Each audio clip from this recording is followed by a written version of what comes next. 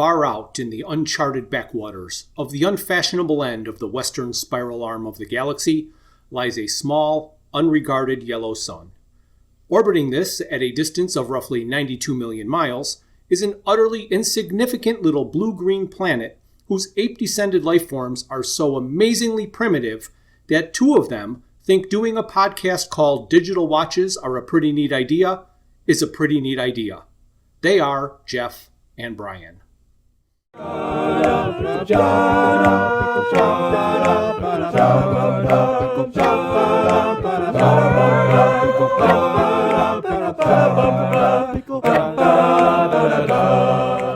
Hi there, and welcome to Digital Watches Are a Pretty Neat Idea. This is Bryan, and I'm with my friend Jeff, and we'll be talking about Hitchhiker's Guide to the Galaxy in all its forms. But before we do that, let's listen to a message from one of our proud sponsors. Hi there, this is Jeff. This is the closest thing that I am ever going to do to an actual commercial.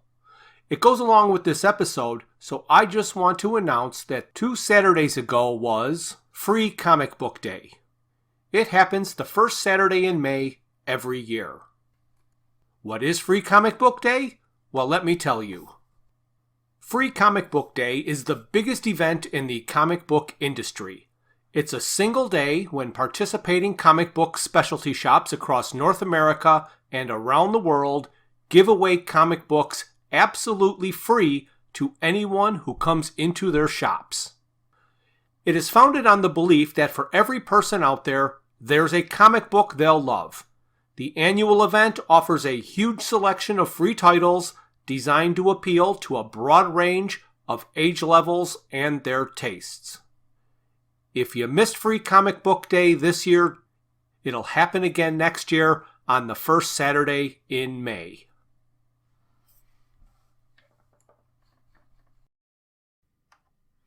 Hey Jeff, Bryan, how are you you doing today? Wait, how do we start if it's the second bonus episode? Why don't we just forget all that and go right to the comic book? So here we are looking at the comic book. Book 3 Yes. of Book 1, the trilogy of the first trilogy book. And on the cover, what in the world could Arthur possibly be looking at that would merit that face? I have no idea, but he appears to be quite frightened by it. Oh, you know what? Can you see the shadow? The shadow is a giant rat. Rat. That's right. Look at that. With a little one. I mean, it's a shadow. Yeah, and there's the little guy in the background. So, is it Benji or Frankie? Could Frankie? Scared him that? It might be. Yeah, that's kind of hard to tell when you first look at it. You don't really... You see, like you say, you can see the one little rat behind Marvin, and then Arthur reacting, and now that we think about it, it's got to be the other little rat trying to say, "We want your brain." That's right. Or he's going to jump up on the table like in those 60s sitcoms. Yes. So, of course, like the other 2 books, and I am sure every book after that, it's going to start with some sort of copyright page and publication information. Mm-hmm. It will also then do a brief listing of the creators. And in this book, nobody new is being introduced. Okay. And then they come to a full page where we get to see the whole group. Yep. Which is looking like it is from the end of the last book, isn't it? Because It's the dinosaurs. Yeah. It's the dinosaurs, and Zaphod is definitely sitting on a chair of some sort. Arthur's leaning in through a doorway, but that kind of plays it to the idea that they're in the catalog there, I guess. Yes, while they're waiting to be called to dinner. Right. And there's Benji or Frankie sitting on the little table next to him. Right. They should wear badges so they know where they are. Yes. And then we're going to get to the third part of the history, Mm-hmm. the ever-growing history, Right. which talks about the publication of the first book, and then a double record album was released, and all the different radio episodes of how the book Restaurant was episodes 7, 8, 9, 10, 11, 12, 5, and 6 of the radio series in that order. Mm-hmm. Which I know we've commented about before. Yes. And then it talks about the publication of the third Hitchhiker's book, Life, the Universe, and Everything. It says it was not based on anything that had been heard or seen on radio or television. It flatly contradicted episodes 7, 8, 9, 10, 11, and 12 of the radio series. Uh-huh. And then it says he went to America to write a screenplay, which was completely inconsistent with most of what had gone on so far. And because everything was delayed, he decided to write what he called his last book. The fourth book. And the fourth and last book in the trilogy. Uh-huh. And it said it effectively contradicted everything up to date, up to and including itself. Mm-hmm. So yes, we have gone through all of that. Yes, we have. So now we are going to start with the first page of the actual comic where they do the intelligence on Earth. Ah, nice picture of a dolphin there. Yes, a couple of them. Mm-hmm. Mm-hmm. Swimming in space. Yes. They're quite tricky, these dolphins. And again, we're told that the most intelligent beings were, of course, the pan-dimensional mice. Correct. And that humans were controlled by the experiments they did on mice. While the humans were thinking they were doing the experiments. The mice were really doing the experiments. Mm-hmm. And so now when we last left the last comic book, Arthur had pushed the improbability button. Right. And the whale and petunias came and left. And I believe this is a double-page spread again. Yep. Of a fetchingly redesigned interior Mm-hmm. of the Bridge of the Heart of Gold. Mm-hmm. And this time, Zaphod has blue headbands. Yes, that's right. He has 2 drinks in 2 of his right hands. Yes. And unlike the previous descriptions of fetchingly redesigned, this is, I don't know, something between a garden and a jungle. I'm not sure yes, which. pretty much. It's quite chaotic, if you ask me. Ford is sitting on a spiral staircase that appears to go nowhere. Mm-hmm. Yep. Holding onto a handrail, which only seems to be holding him in place. Yes, yeah. While the handrail goes off the top of the screen, otherwise I'd believe that Ford was the one keeping the handrail there. Yeah, you're right. It's quite bizarre. Arthur's on the ground by a flamingo and a cactus. Mm-hmm. Makes sense. In that any of it makes sense, right? Right. And of course, Zaphod then congratulates Arthur on a bit of good thinking. And Arthur says it was nothing really. And so he's like, oh, forget it. And then that was it. He's like, wait, huh?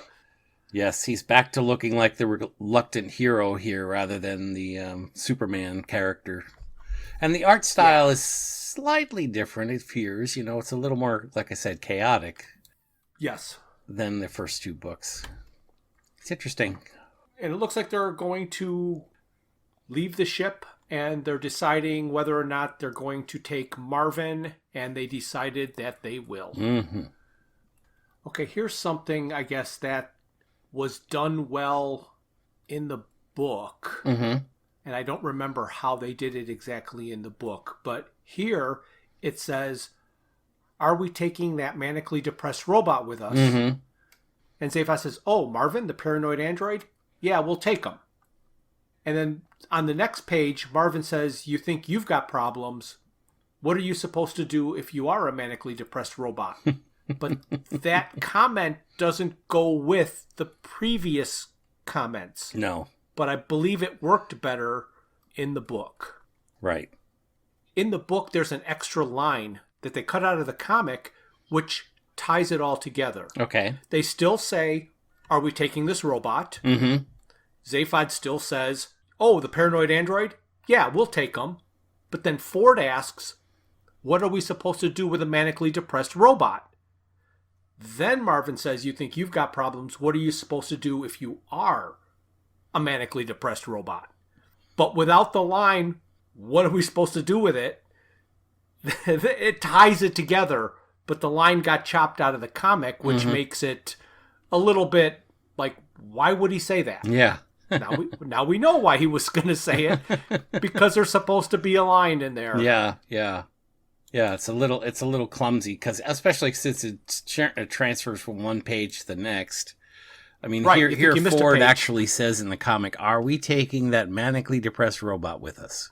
Yes. Okay, so that's maybe the way it's supposed to fill in. You're right; it falls apart. Right. But then you know what I keep noticing here? Now, I clearly described on the double open page, the double page that we're just looking at, Zaphod is clearly wearing what looks like a blue headband. And then you turn the page, and now it's purple. with purple. Purple and black triangles. Well, the black triangles are on the previous page. Yes. But it is blue. Yeah. But... yes, it is definitely changed color. Yeah, it looks like a little less attention to detail by the time they got to the third book. Yeah, right. And they still got 6 more to go.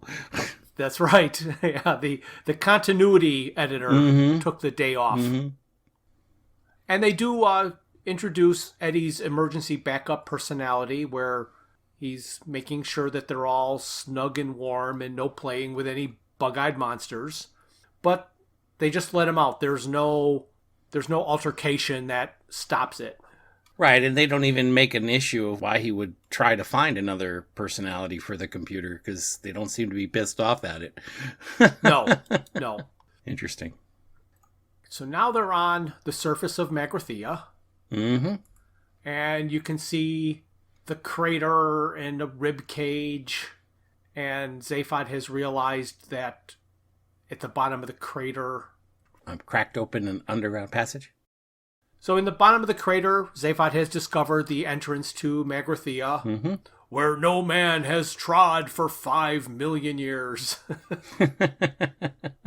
And then Marvin does his life, loathe it or ignore it, you can't like it, and again, it's out of the blue. Right.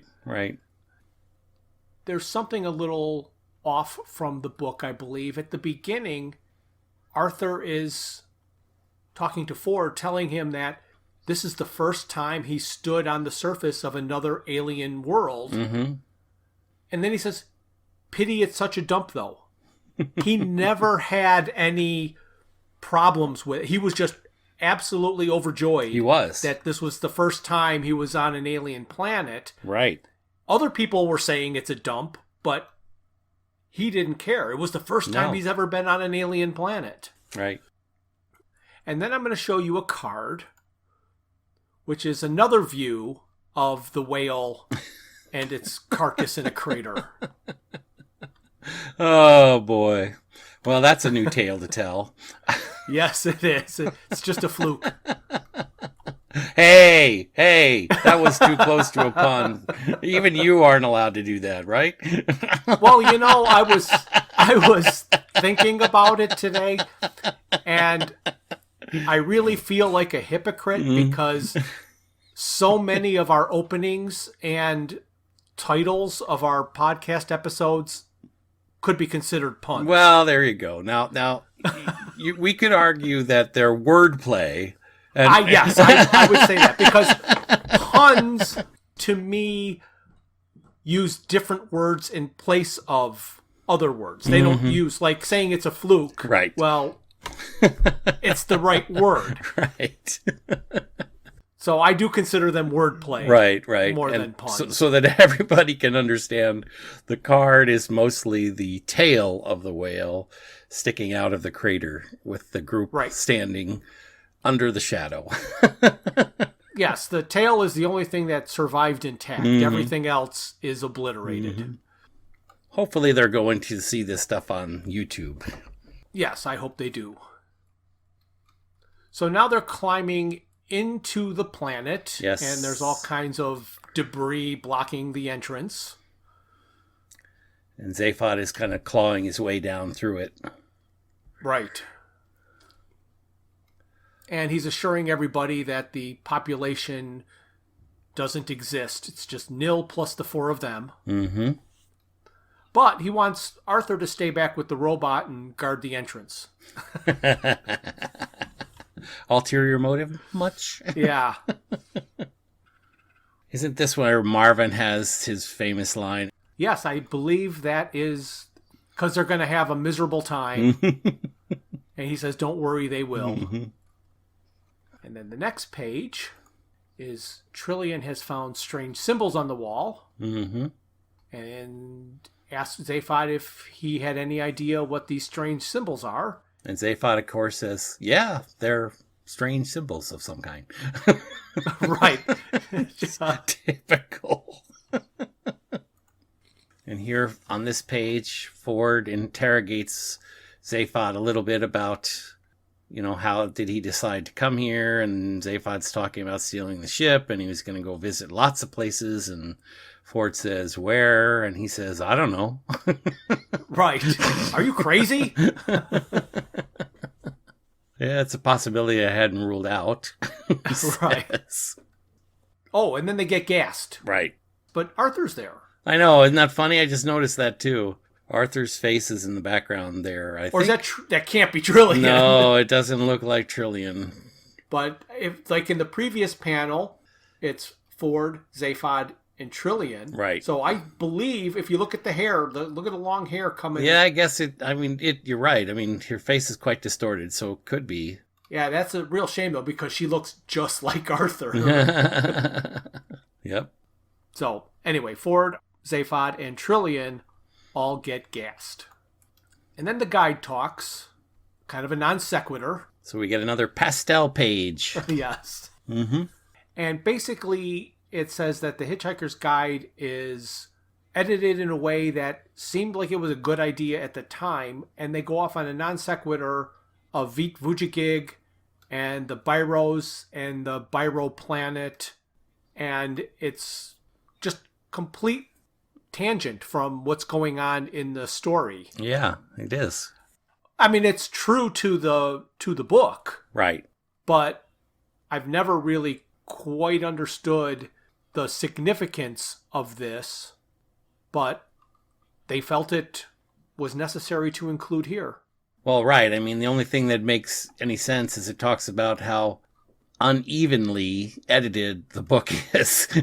Correct. So this is an example of uneven editing. They just stuck it in here. Right. The next page goes on with more of the explanations. Mm-hmm. Beautiful pictures of pens with legs and hands and arms. Yes. And I don't know if this is intentional or not, but they talk about after V said he was living on this Biro planet, living the Biro good life and being a chauffeur for cheap green retractables. Mm-hmm. He was locked away and wrote a book and then sent into tax exile. And it looks like he's kind of in a straitjacket. And it's the third panel in the center. Mm-hmm. What does that remind you of? The two guys dragging him off? No, right after that. Oh. Don't you see the Star Trek badge? Oh, where? Oh, yeah, I got it now. Oh, I'm sorry. I just missed that completely. You're absolutely right. He looks, they do. They have him sitting there wrapped up in a straitjacket, and the background looks exactly like a Star Trek badge. Like he's in the cone of light Mm-hmm. that is from the open doorway. Right. And he's blocking out most of one side and leaving more of the other, and it just looks like a Star Trek badge. And there are so many Star Trek references. I cannot believe they intentionally did that to look like Star Trek, but I wouldn't put it past him. it's right there. Yep. He does kind of look like Harcourt fit in mud. Yes, right. Then I'm going to go to a prototype card. I've got the card rotated, and the previous page, it's the bottom panel, but it's DWAAPNI or Zaphod. Zaphod, who found the planet and taking all of his secondhand biros, towing it behind his ship. This is what it says in the bottom panel. Leaving us to ponder both the mysterious 60,000 Altarian dollars paid yearly into Zaphod's Bretis Vogon bank account, and of course his highly profitable secondhand biro business.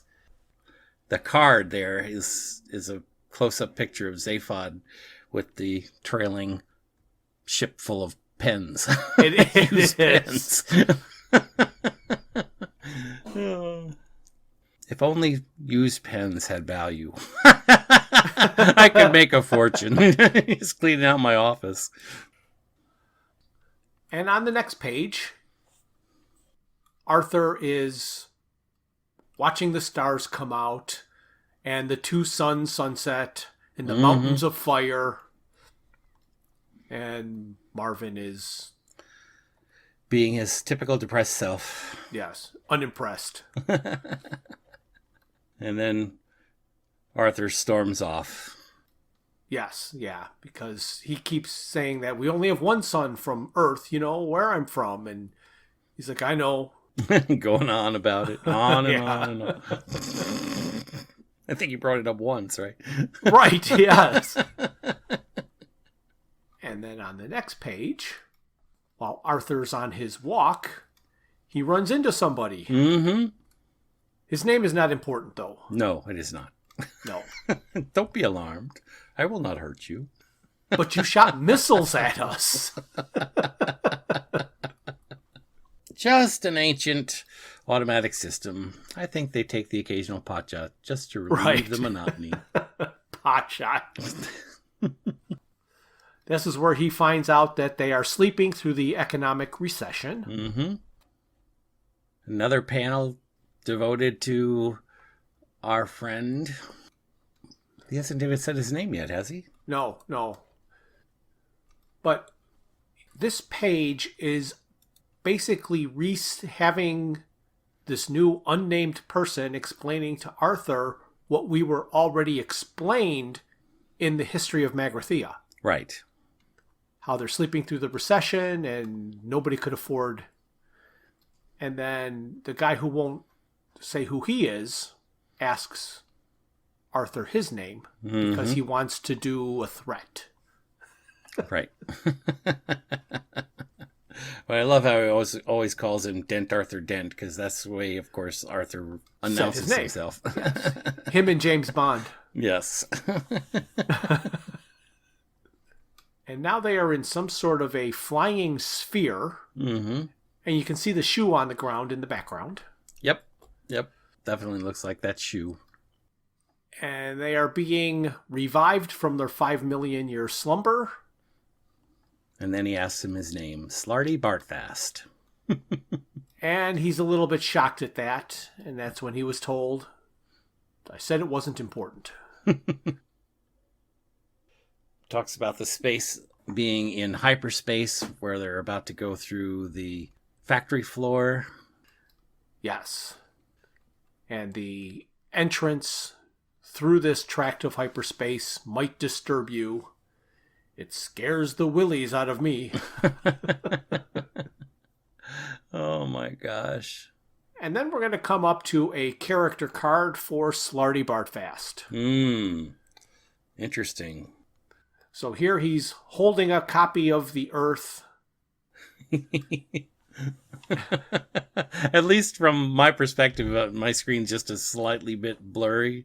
He looks like Jesus here. Yes, yeah. I was going to make some sort of comment that he's got this globe and rays behind him. Mm-hmm. Although his face is purple. Right. Well, it was a cold night, remember? Oh, very cold. Oh, that's funny. So they're going to make it to the factory floor. And the Earth is being put together like a puzzle box. Mm-hmm. Or actually, a planet. I don't know if that's the Earth. Yeah, it is. Because if you look up at the right-hand side, you can see the boot of Italy. Ah, yes, yes. And the Okay, so that is the Mediterranean. Earth. And then England. Right. It's funny because, us North Americans, we don't imagine the Earth from this exact angle. No. How do you cut us out? Yeah, we're over on the other side, guys. Yeah.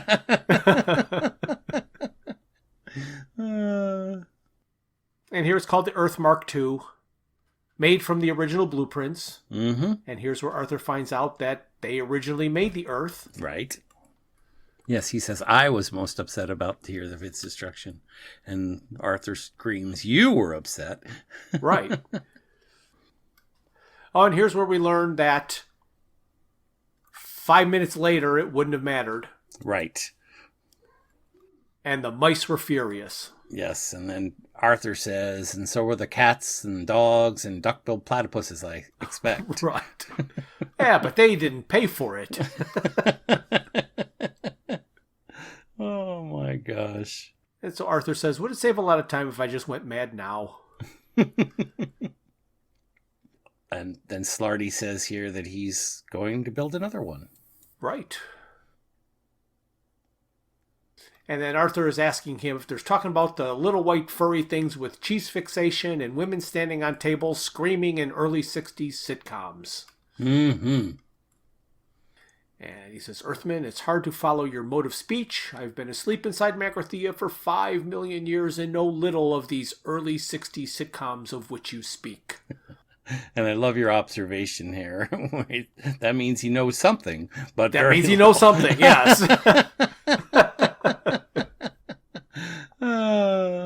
That's not my observation. I read that pointed out somewhere and made me laugh. Is that right? So I had to share it, yeah. Oh, here I thought you yeah. were I the wish I brilliant could take one. credit. No. Oh, no, I'm not that smart. Oh, gosh. Talk about how these creatures you call mice are merely the protrusions into our dimension, and they are vast, hyper-intelligent, pan-dimensional beings. And that the business with the cheese and the squeaking is just a front. And all along here, Arthur is following Slarty as he's moving through station to station. Yes, he's going into the planet and through the halls and through doors. And Slarty says that the mice have been experimenting on them.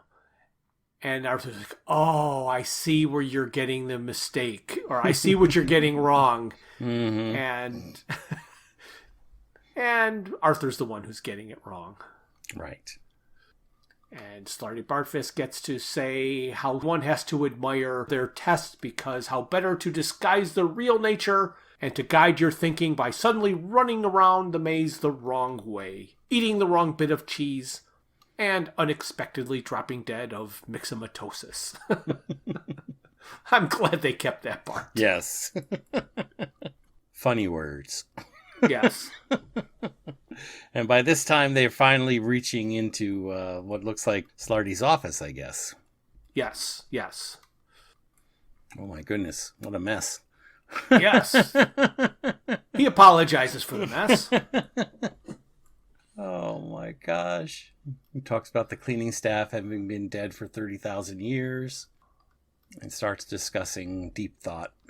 Right, and he's got some sort of ring that he's going to give to Arthur and have him, here, hold these. So these sparking electrodes, right. He wants him to grab one in each hand. Mm-hmm.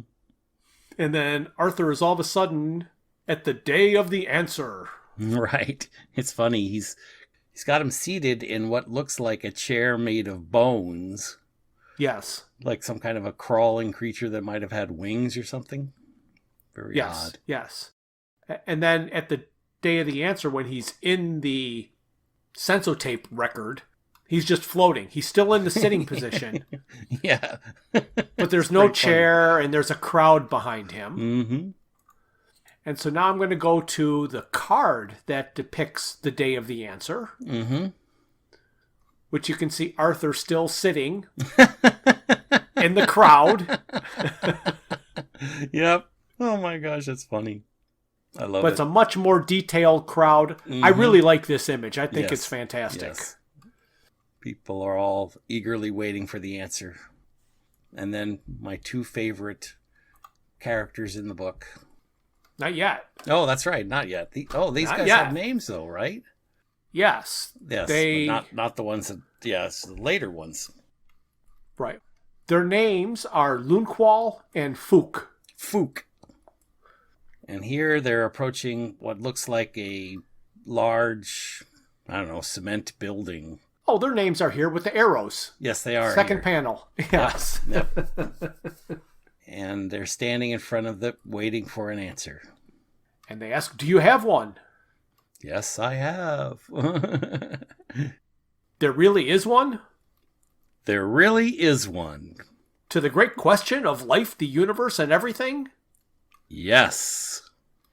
And are you ready to give it to us? I am.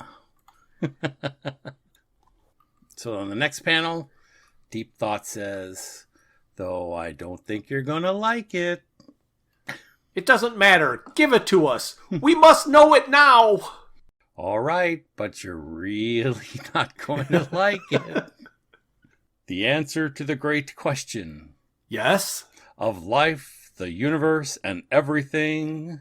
Yes. Is... Yes. Now we got to turn the page. 42! It's a huge 42 floating above the huge crowd. Shy in 42.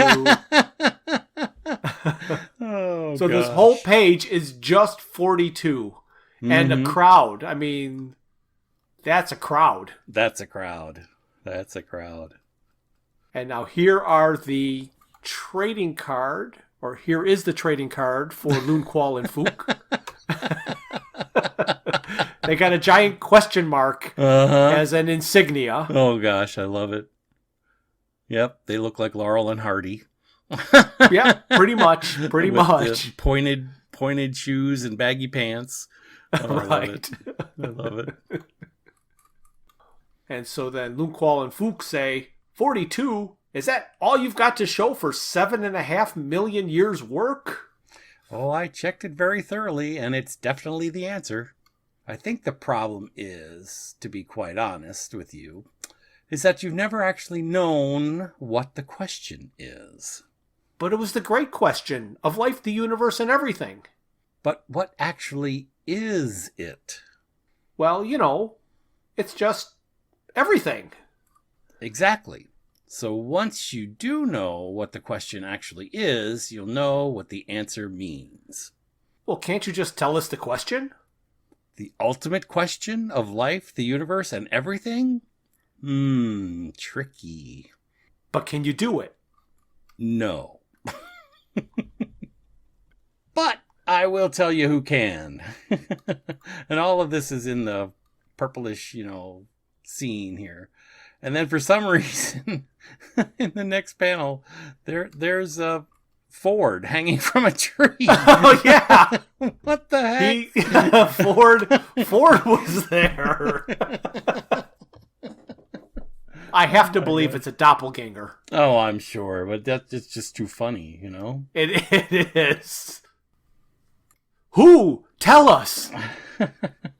I speak of none but the computer that is to come after me, the computer I will design, one of such complexity that organic life itself shall form part of its operational matrix. You will take on new forms and go down into the computer to navigate its 10 million year program, and the computer shall be called the Earth. What a dull name.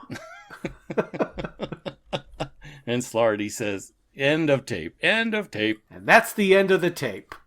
End of tape 1. Yeah.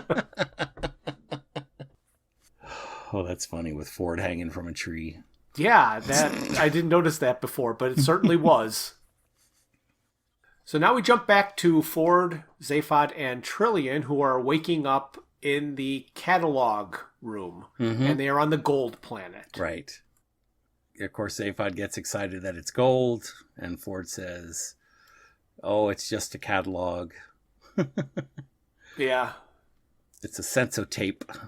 You wake me up from my own perfectly good dream to show me somebody else's?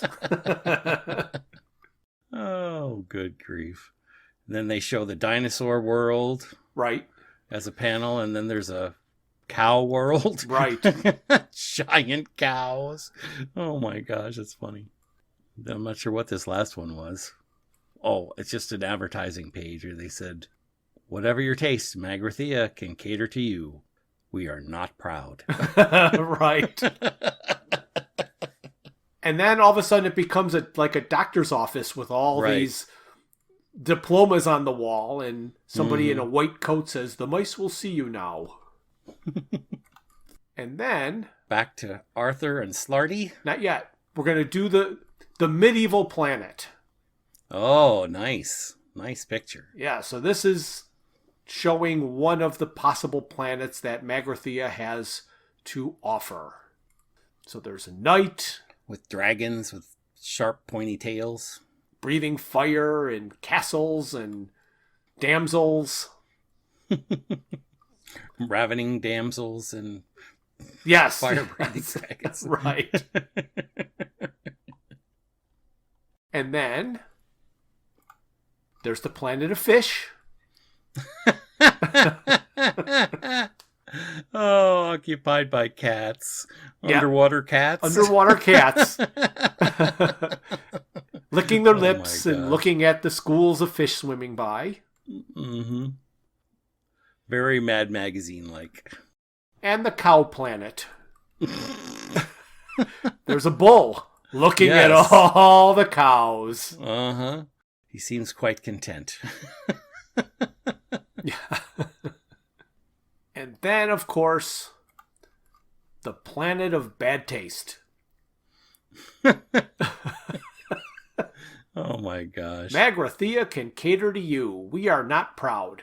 From beaches strewn with garishly colored precious stones to the largest undulating red mountain to the smallest vulgar silver tassel, Magrathea is there for you.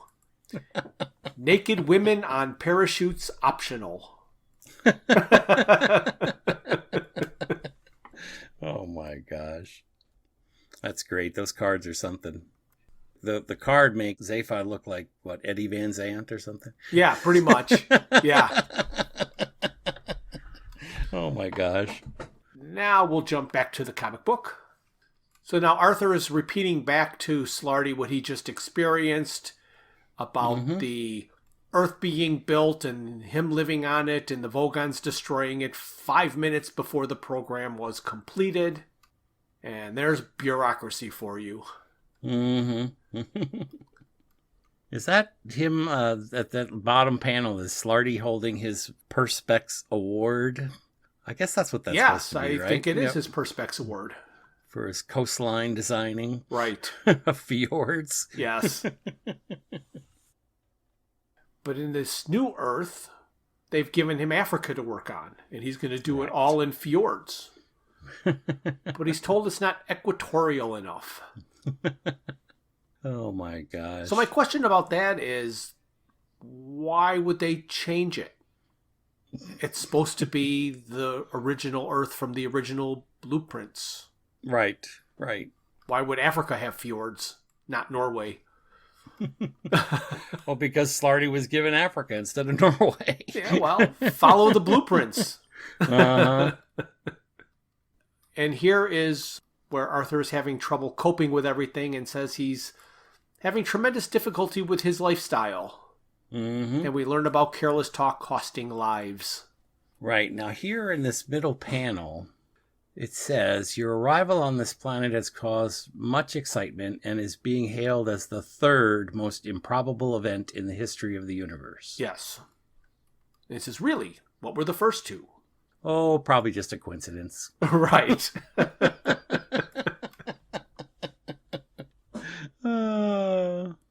So there's his voice going back into the eons of time. All the way back in... Oh, and it's over and over. Yeah, you can see it falling. The same balloon is tumbling and tumbling. Mm-hmm. And then... I don't see their bejeweled battle shorts. No, they're below table level. Yes, apparently. And they don't mention them. They don't mention them, no. But they definitely look like bug creatures. Yes, the Gugvunt and the Vlahers are having their standoff at the negotiation table. And then the insult drifts by. Yeah, right after he says, continues. "Are you going to take back what you said about my mother?" And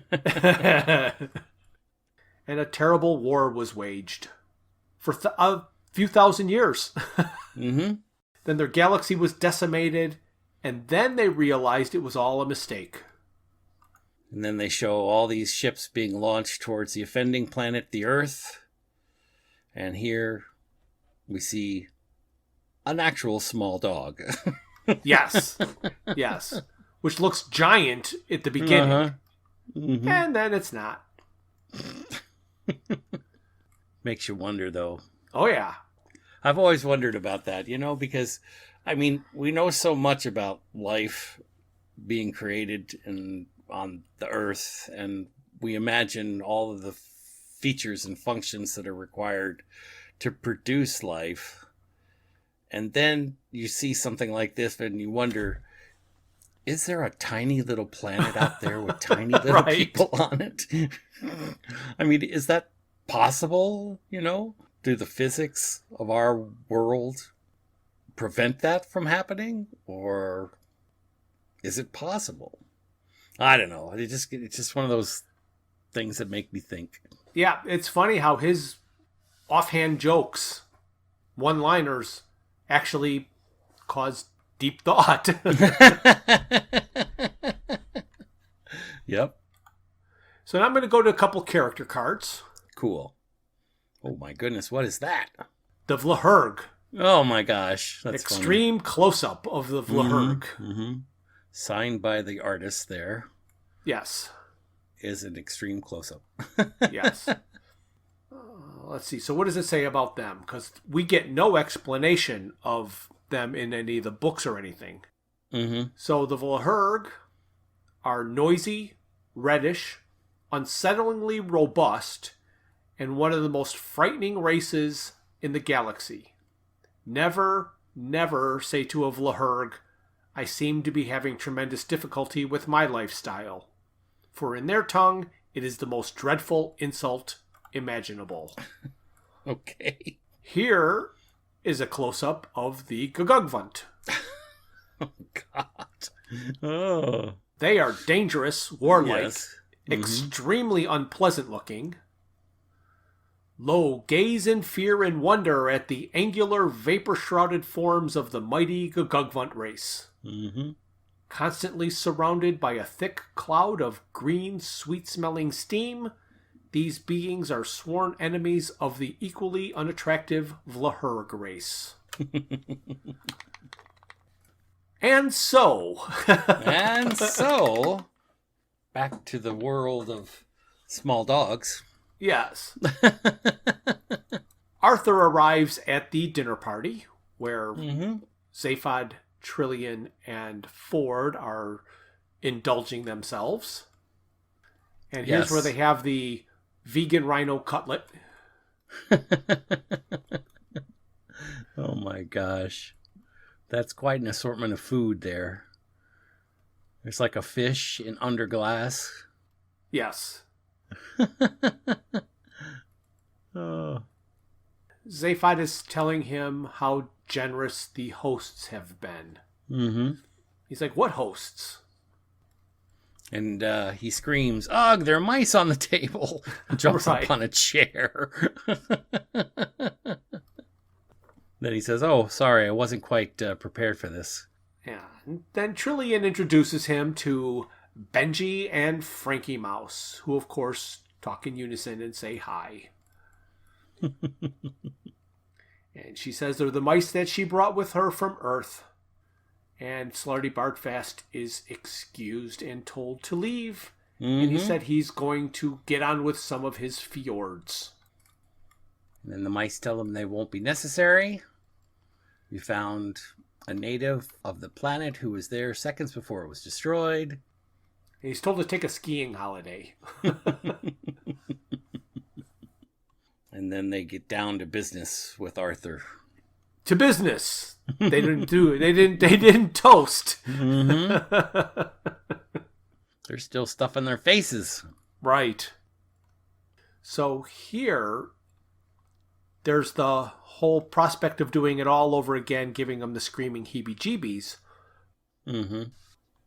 Okay, so in the last panel, of course, Benchy and Frankie are directly talking with Arthur, and they're saying, and by chance, Frankie and I left the planet for a quick holiday and have since manipulated our way back to Magrathea, which is the gateway back to our own dimension. See?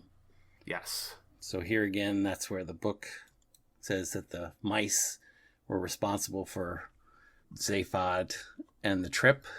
Yep. And they've been contracted by the 5D chat shows. Right. And they want to take the job. So they really need the question. But they got to have some product. We need the ultimate question in some form or another. Mm-hmm. Something that sounds good. Mm-hmm. It's like an ultimate question that sounds good from a couple of mice. And they say, we want to buy it off you. The question? And everybody repeats in unison, yes. For lots of money. Lots and lots of money. But nope. He is told, no. It's the brain we want to buy. And Arthur screams, what? And one of Zaphod's head is disgusted. The other one is smiling and winking. And delighted. Ford and Trillian both look shocked. Yes, Ford even says here, I thought you said you could read electronically. Oh, yes, but we have to get it out first and got to get it prepared and treated and diced. Arthur's like, no, thank you. You wouldn't miss it. We'd replace it. By a simple electronic one. Oh, and based on his life, it would seem simple enough, right? Yes. And here is the card that depicts the we want to buy your brain. So it's the same type of thing with Arthur pushing himself back from the table. Right. And again, like in the book and in the comic book that we were looking at, the mice are in their little floating cups that they use to get around. And Arthur can't believe that they're going to replace his brain with a simple one. All it has to do is say, what? And I don't understand. And where's the T? Who'd know the difference? And he says, what? See what I mean? That's Zaphod. Yeah, and Zaphod gets chastised by Trillian. Mm-hmm. Arthur says he'd know the difference. And Ford says, no deal. Right. And one of the mice says, I rather think we have to have a deal, don't we? Right. And at that bottom panel, there's a group of people charging into the room, masked up with lethal-looking weapons. Yes. And everybody seems to be pushing and shoving their way out of the room. Right. And then there's emergency, hostile ship has landed on the planet. Armed intruders in Section 8A, defense stations. And then Benji and Frankie are sitting down or falling down with their broken cups and say, damnation, all this fuss over 2 pounds of earthling brain. The only thing we can do now is fake a question, invent one that'll sound plausible. How about what's yellow and dangerous? No, good. Doesn't fit the answer. Well, all right. What do you get if you multiply 6 by 7? No. Too literal, too factual. It wouldn't sustain the punter's interests. Here's a thought. How many roads must a man walk down? That's it. It sounds very significant without actually tying you down to meaning anything at all. Yeah, that'll fox 'em. How many roads must a man walk down? 42. Frankie, Excellent. baby, we got it made. Elsewhere. Now they're running through Magathea. Trying to sneak out and get away.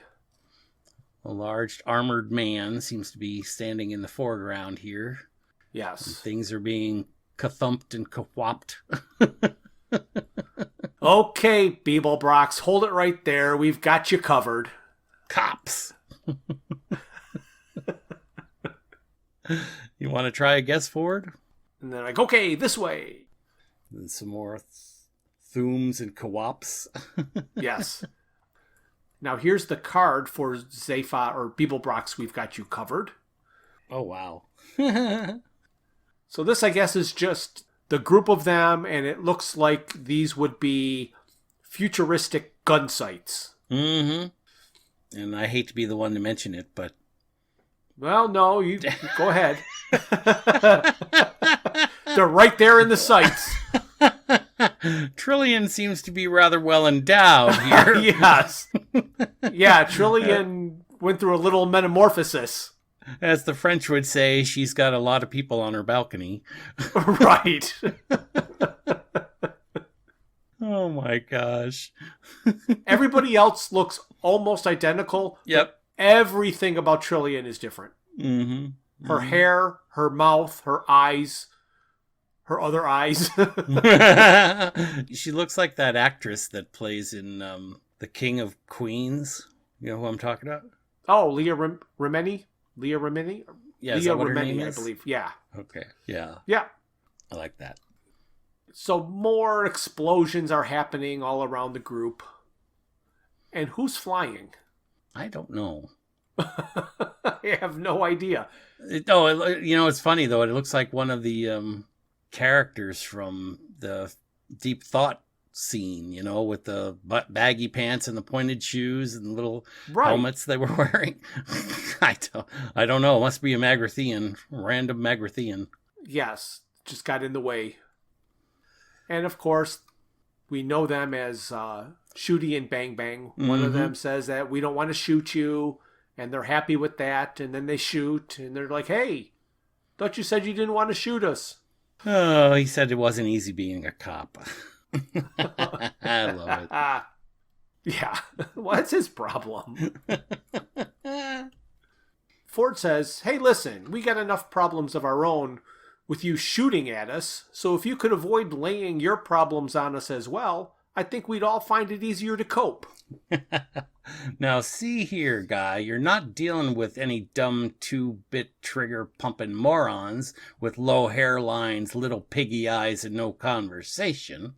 We're a couple of intelligent, caring guys that you'd probably like if you met us socially. I don't go around gratuitously shooting people and then bragging about it afterwards in seedy Space Ranger bars like some cops I could mention. I go around shooting people gratuitously, then I agonize about it afterwards for hours to my girlfriend. Yeah, and I write novels. Though I haven't had any of them published yet, so I better warn you, I'm in a mean mood. he had to get something in there. Ford goes, who are these guys? It's like, I don't know, but I preferred it when they were shooting. I love this scene. So are you going to come quietly, or are you going to let us blast you out? Which would you prefer? Thwomp. And then all hell breaks loose. You still down there? Yes, we're still here. We didn't enjoy doing that at all. Yeah, we could tell. Now listen up, Beetlebrox, and listen good. Why? Because it's going to be very intelligent and quite interesting and humane. Either you all give yourselves up now and let us beat you up a bit, though not very much, of course, because we're firmly against needless violence, or we blow up this entire planet and possibly one or two others that we noticed along the way. Oh, man. But that's crazy. You wouldn't do that. Wouldn't we? Oh, yes, we'd have to. No question. Because there's some things you have to do, even if you are enlightened liberal cops who know all about sensitivity and everything. I just don't believe these guys. Shall we shoot them again for a bit? Yeah, why not? And then more just shooting. Oh my gosh. And then it all kind of stops. And there's this What happened? They stop shooting. Thud. Thud. But what were those thuds? Dunno. I'd better take a look. Isn't anyone going to say, no, you can't. Let me go instead. So Ford climbs up there and it's like, it's okay. They're dead. And they're just laying down and oozing and steaming and green stuff is pouring out of their armor. Oh. Mm. Then Ford points out that they're methane breathers and that their spacesuits were important for their survival. Their life support computer seems to have blown up. Zaphod says, let's get shot out of this hole. If whatever I'm supposed to be looking for is here, I don't want it. Yeah, come on, Ford. Let's split. So both of his heads are talking in this panel. Yes. And he blows a big hole in the wall. And then there's a lightning bolt split so they can tell the time has passed, and they return to the ship. And there they find Marvin. And he's saying that he only has to talk to somebody and they begin to hate him. Even robots hate me. Oh, and the Ford says, you talk to them? What do you mean? Simple. I got bored and depressed, so I plugged myself into this external computer feed and explained it at great lengths, my view of the universe. And what happened? It committed suicide. And Ford's just looking agog at the ship. Yeah. Oh, and then there's a picture of Arthur lying on a bed in the Heart of Gold from later that night. And he's holding the Hitchhiker's Guide to the Galaxy, and he's just going to start searching through it. And he sees the history of every major galactic civilization tend to pass through 3 distinct and recognizable phases. The first phase is characterized by the question, how can we eat? The second by, why do we eat? And the third by, where shall we have lunch? And then Zaphod calls, hey, Earthman, you hungry? And Arthur says, yeah, Zaphod, I'm a little peckish, I suppose. He says, okay, baby, hold tight. We'll take in a quick bite at the restaurant at the end of the universe. Yeah, that's funny, because here, the little added insert of later that night on board the Heart of Gold makes that make a tiny bit more sense. Yes. Because in the book, I don't recall that being mentioned, that it was later that night or anything. Because I always thought it was funny that they had just had this huge meal with the mice. Right. Got on the ship, right. And then Zaphod says, hey, let's go get something to eat. Right. It is like immediate Mm-hmm. in the book and in the TV show and everything else. Yeah, you are right. So, but in this comic book, they've cleared up that question. Right. And then there's a little preview of the next trilogy coming out. That's going to be the restaurant at the end of the universe. The parking garage at Millieways. Yes. And then they go on to the bios that they've had in each of the books about the different creators. Yep, and like I mentioned, there's nobody new. All of these have been in the first 2. Mm-hmm. The editors, etc. on the last page. And then the back cover of the book.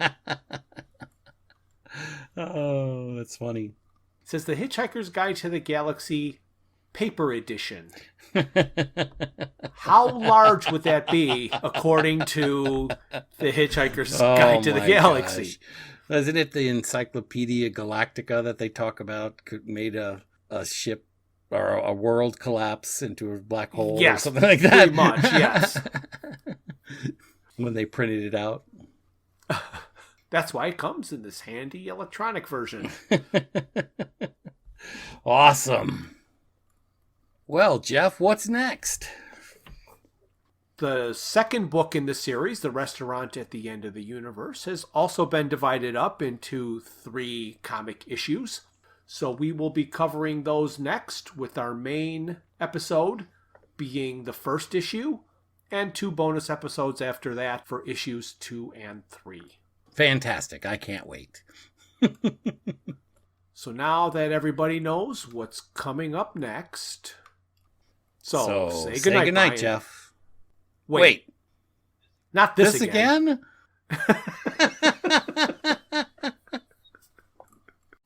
Thank you for listening to Digital Watches Are a Pretty Neat Idea. Look for us the first Thursday of every month for a full episode. We will also release a bonus episode later in the month. A very special thanks goes out to Luke, Max, Greg, and Tim Lesnick for arranging and performing our opening theme. We would also like to thank our talented friends and family for their voice work on our introductions and commercials. Visit our website at digitalwatchesareaprettyneatidea.buzzsprout.com, where you can find links to all my Hitchhiker's Guide to the Galaxy inspired t-shirt designs. You can find us on Facebook and YouTube as Digital Watches Are a Pretty Neat Idea, on Instagram as Watches Idea Podcast, and on Twitter at Watches Idea. If you'd like to contact us, our email is digitalwatchespodcast@gmail.com.